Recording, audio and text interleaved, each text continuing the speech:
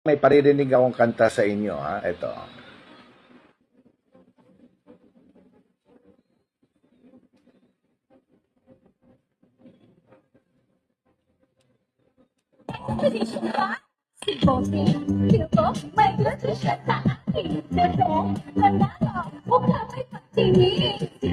Yan, kinakanta niya sa mga karaoke bar yan, di ba? Si Anjo Iliana, mukhang may pagtingin. Pinalitan na, ginawang Jose Manalo, mukhang may pagtingin. Yan.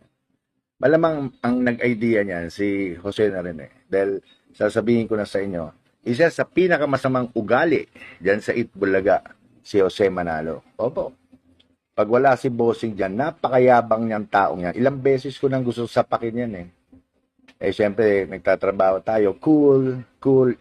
Napakayabang niya. Saka may atraso sa akin yan. Yang si Jose Manalo. Ito na, for the first time at aaminin ko sa inyo.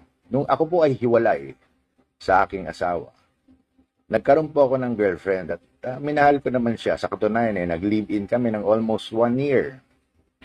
Hindi naman maiwasan na nagkatampuhan, yan. Nagkakaroon kayo ng LQ.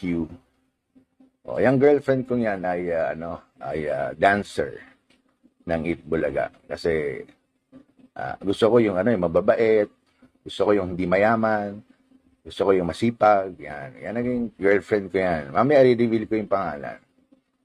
Minsan, nag-LQ kami, ay nagsumbong sa akin yung girlfriend ko. Sabi sa akin na, kasi medyo parang umiiyak siya nun eh. Pinagalitan daw siya ng Jose Manalo.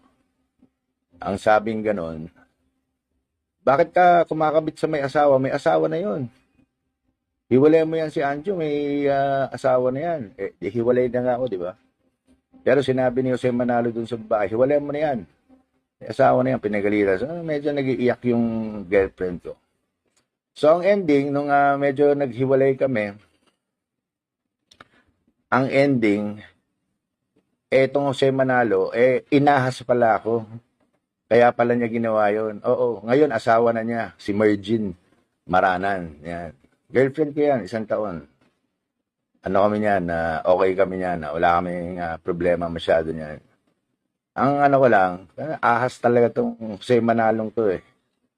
Hindi mo, nagkakaso na sila nung asawa niya dati. Naalala niyo yun, sila mag-asawa, nagbenta ng bangin. Sumalangit na yung kanyang asawa, alam ko, pumanaw na yun. Pero naalala niyo, may kaso yan, iiyak-iyak pa yan si Jose Manalo nun dahil may iyak yan eh. Kasi kukulong na siya. Di ba? Mag-asawa, nagbenta ng bangin. Bangin.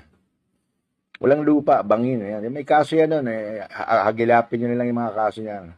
Kaya yan si Jose Manalo, napakawalang yan tao yan dyan. Isa yan sa sindikato na laging bumubulong kung sinong sisiraan at sinong tatanggalin. At ako, malamang tinirabaho niya na siniraan ako ng siniraan. Bakit? Eh siyempre, di hamak naman na mas may itsura naman ako kaysa sa kanya. Eh sa kanta lang eh, si Anjo Iliana, mukhang may pagtingin. Pinalitan. Malamang idea niya. Si Jose Manalo, mukhang may, ang layo, di ba? Ang pangit. Kasing pangit ng ano niya, ugali, tsaka ng... Anyway, naalala ko lang, naikwento ko lang sa inyo, isa yan sa sindikato yan, yung sa Manalo. Kita nyo, wala makatrabaho sa labas niya kasi mas maugali eh. At yan, happy naman ako sa kanila kung happy sila na nagsasama sila at may mga anak na. Ito naman pass na to eh. Nakaraan na to. Ano lang ako sa kanta. Natawa lang ako. Talagang no, yung papalitan pa yung kanta para lang maasar ako. Hindi naman ako naasar, natatawa ako. Pero parang Joey, parang Vic, habang kinakanta na iba na yung lyrics, Hindi na si Anjo Iliana may pagtingin. Napansin ko, tawa kayo ng tawa, Joey. Parang Joey, parang Vic, okay lang sa akin tumawa kayo. Basta hanggang tawa lang, Huwag niyo kong sisiraan, alam niyo na. Parang Joey.